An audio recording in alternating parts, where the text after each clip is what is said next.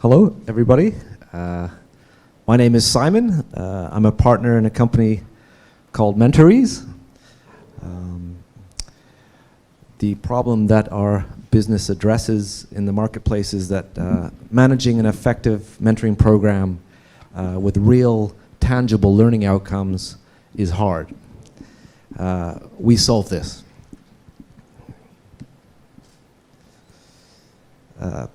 Since 2017, our EdTech SaaS platform has supported 10 mentoring programs, reaching 10,000 mentors, mentees, and administrators in universities and associations. I'm just going to read a customer testimonial which really kind of sums up our position in the market. This comes from one of our customers all the way in Australia. We have 3 Australian universities as customers, and we can't really explain why. So we're trying to work on our Canadian universities. The software provides an easy and cost-effective way to get students and professionals meaningfully connected. We have seen a lot of great outcomes come about for students because of it. So hopefully with our software, the proof is in the pudding. We're hoping to be, or we're going to be, the market leader in Canada. We even have a little red flag that says Made in Canada on there. But the North American opportunity is humongous. There are over 500,000 associations, 25,000 universities, and over 500,000 corporations that are all potential, either have mentoring programs that they need help with or could implement mentoring programs. In terms of our competition, in Canada, there's really only a couple of players. Most of the other players are American. But there's no real main player in the marketplace. It's in its mentoring software is in its early growth stage. So a lot of these are mom and pop type businesses, some with VC funded. But in terms of mentoring software, it's a new market and untapped, essentially. In terms of our core team, we have Gil and AL, the notorious Katz brothers. They're sitting here. I don't know why I just called them notorious, but anyway, they're sitting here. You can see them. Myself, AL is a full stack developer, and his brother Gil is he's actually a mentor. Does mentoring at UFT on the maths program. He's a maths and computer science major. And me as director of sales and marketing, I'm a jack of all trades and a master of none. That's where you laugh. Okay. We're also co-founders of a number of successful SaaS businesses, including Memorial Matters, Comic Reply, and some other businesses that we're involved with. And our advisors include the UFT Education, OIC, a number of C-level HR, CO, and VP type level individuals, and also the Yeti Accelerator. Our revenue model is based on a setup fee and a monthly subscription based on users. Our customers, again, we have 10 customers, 0 churn, touch wood so far. We've invested $30,000 and had $30,000 in sales so far, and our plan is to generate $300,000 in 2020.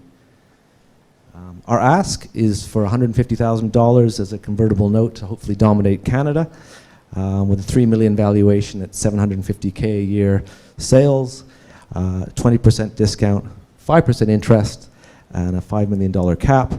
And if we could wave a magic wand, we'd exit to someone like Blackboard in 2025, who have a history of purchasing innovative businesses. Just to finish with our career timeline. Collaboration with Career Skills Incubator in 2006, 2017 independence, 2018 growth and features, and then 2019 we're expanding, including Microsoft for startups.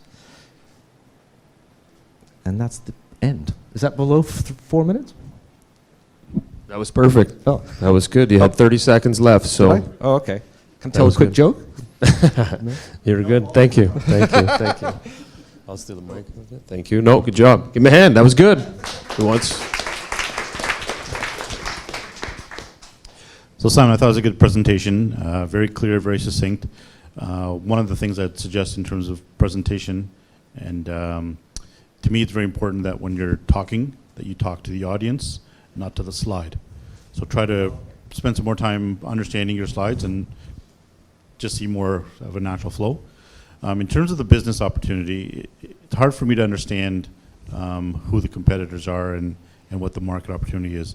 So I think if you could spend a little bit more time on that when you're presenting to make that a little bit more clear. And then the second part of it is, I would say if you're asking for money, you want to tell the person what's in it for them. So if you're saying you're asking for $750,000 or $250,000, what am I getting in return for that in terms of my projected return? Thanks very much, Simon.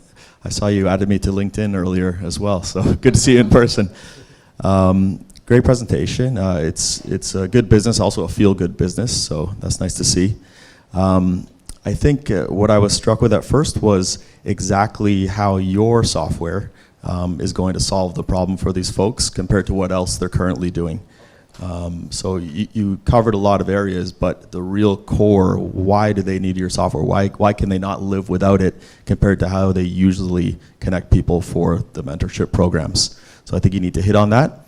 And then also, EdTech is notoriously difficult to sell to the institutions. I haven't invested in an EdTech business personally, but I've done a lot of due diligence on them. And it's a very, very tough sales cycle. So I think you might want to touch on, for people that are experienced with EdTech, how you're going to be getting in the door to these institutions and making the sale to them for the software platform, again, compared to other sales models that may or may not work for companies like Blackboard and so on. Sales will be a big, big aspect of it, and it's mostly hard push, outbound sales when it comes to this kind of thing. Okay, perfect. Thank you. Okay, who has got a few questions? I'll just steal Mike's question. What's your go-to-market plan for EdTech? And actually, earlier you had mentioned that one of the problems you want to solve is the fact that mentoring outcomes are untracked. So is that in your solution, and how does that work? Yeah, basically, at the end of the program, whether it's 3, 6, 9, or 12 months, both the mentor and the mentee, when they sign up, have to agree to actually write down and document 3, we call them actionable learning outcomes, LOs. It's just a thing that we made up. But what we found is that people will start up with a mentoring program, and it gets going and it fizzles out. So people have to be held accountable on both sides of the equation, and at the end of it, they actually have to write down what are 3 things that you can take away from the mentor that you've, and it doesn't have to be great long prose. It might be just, oh, I didn't realize that Nigeria might be a good place for me to go and do this or this technology or whatever it is, but they realize that at the end of it, they have to document at least 3 actionable learning outcomes that they can take back to their work or their day-to-day lives. Might just even be on a personal note. You know, it's like this person helped me to realize that X, Y, Z, or but people are held accountable at each stage of the relationship. Yeah. Okay. If I understood you correctly, you said you have partnerships in Australia and then you are really happy with them. My only concern is when you say that there is no direct competition in Canada, like it's limited for you and so there's an advantage for you. Isn't it the same vice versa for companies out there in Australia who want to dominate in Canada for you? And then how do you deal with that threat, because it's still global and there are companies that come up here too? Most of the competitors are south of the border, so there are a number of competitors in Australia, but 80% are based in the United States, and then there's a few around the world. But because there's no borders between the software itself, Australians tend to gravitate towards Canadians and vice versa. But really it's the United States where all the main competition is. And some of them are at different levels. There are a couple of larger players who do certain things well and certain other things not so well. Sorry, so anything you did to mitigate those entry barriers? Like the entry barriers are pretty open. I feel they're pretty open. Did you do any kind of value proposition to like distinguish yourself that way? Our program is really designed to facilitate meaningful relationships that have tangible outcomes. So it's really simple techniques to hold somebody accountable. And what we found is that a lot of people are everybody's so time-strapped and everything's soundbite world and everybody's rushing around all the time that people actually just have to take the time to be accountable. So, for example, you might get a prompt 2 or 3 hours before your meeting with your mentee or your mentor saying, you have a call with this guy in 3 hours. Are you prepared? Do you have some questions? Would you like some questions? So it's all about facilitating the relationship, a bit like with Airbnb. It makes it idiot-proof for both sides. So it's actually ensures that relationship comes to fruition with the outcomes that are needed. So it's, even to the point where, are you in the right coffee shop? You know, have you checked the address of the coffee shop where you're in, because there's another one down the road. So it's simple techniques. Yeah.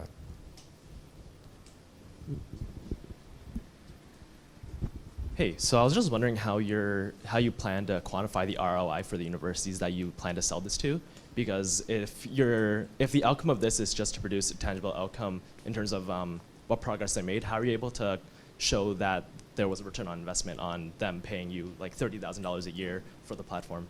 That's a really good question. The system has surveys built into it, so the mentors and the mentees at the end of it also say not only what have they learned or what are they going to do differently, but they actually say the value of the relationship. So in terms of the long-term ROI, I'm not too sure, but everything is based on feedback on that relationship and then how to tweak it so it can be better moving forward. But and then I guess it's anecdotal. Like if you sow some seeds of a conversation and somebody takes it down a road, it's all about helping people at the beginning of their careers, essentially.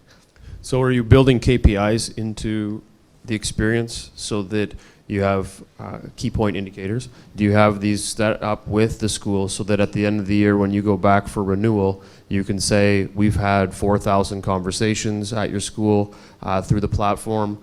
We've enabled these 3 things to occur so that there is a really good case study for you to go to the next university and say, hey guys, we have really facilitated a lot of mentoring. We have so many conversations that are going on. We have 0 people that have missed or skipped meetings because there's so much value here. And here's some statistical data to show and support what we're doing.